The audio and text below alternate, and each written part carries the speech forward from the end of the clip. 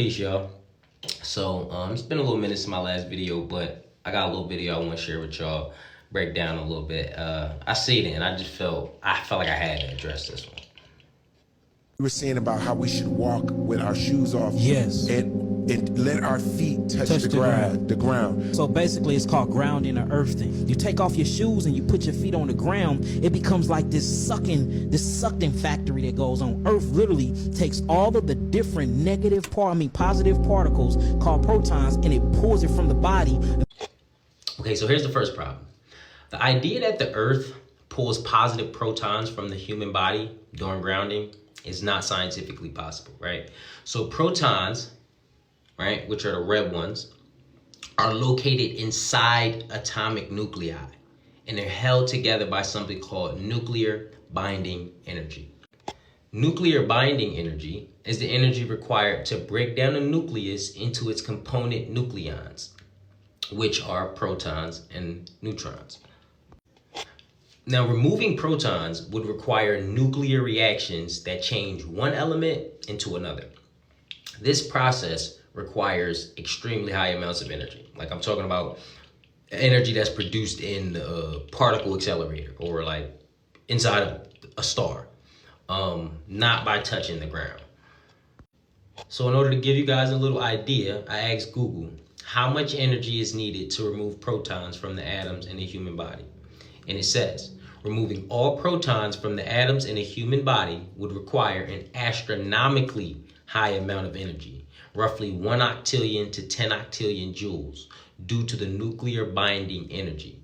This far exceeds the total energy output of the sun in a day, as it involves overcoming the strong nuclear force to disassemble every atomic nucleus. Now, we're gonna move to the next part of the clip. Then it regenerates the body by shooting you with trillions and trillions of what you would call alkaline electrons. So the earth does not actively shoot trillions of electrons into the human body to regenerate it.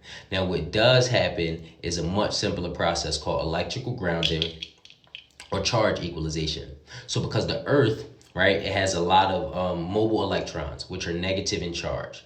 When a charged object comes in contact with the ground, what happens is small movements in electrons occur, and these small movements in electrons balance out the electrical potential of the object in the earth.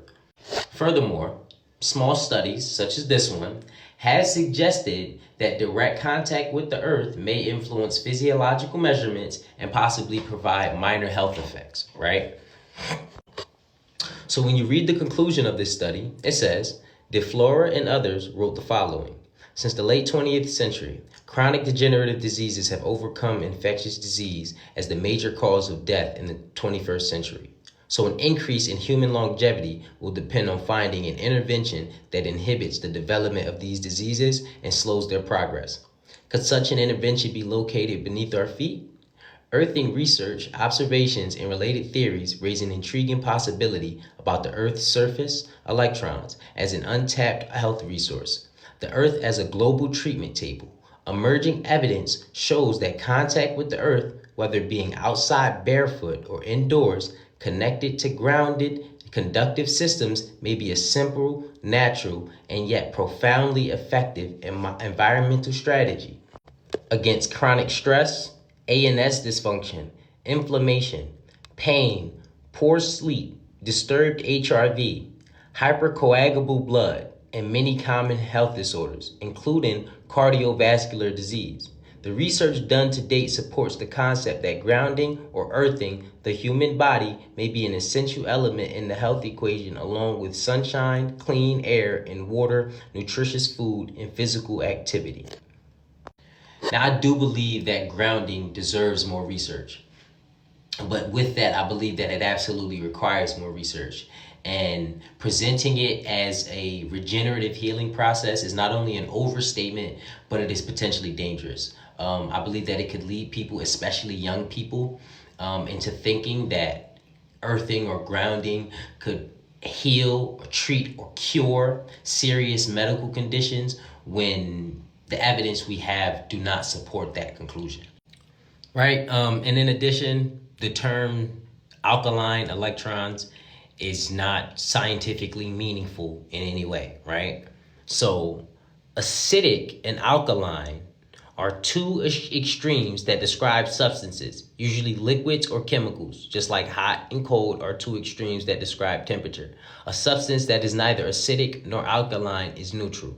The pH scale measures how acidic or alkaline a substance is. The scale ranges from 0 to 14. A pH of 7 is natural. A pH less than 7 is acidic, and a pH greater than 7 is basic. Pure water is neutral, with a pH of 7.0. When chemicals become mixed with water, the mixture can become some level of either acidic or alkaline. Vinegar and lemon juice are acidic substances, while laundry detergents and ammonia are alkaline. Thus, the term alkaline refers to pH, which describes the concentration of hydrogen atoms within a chemical solution. Electrons do not have a pH. Therefore, they cannot be alkaline.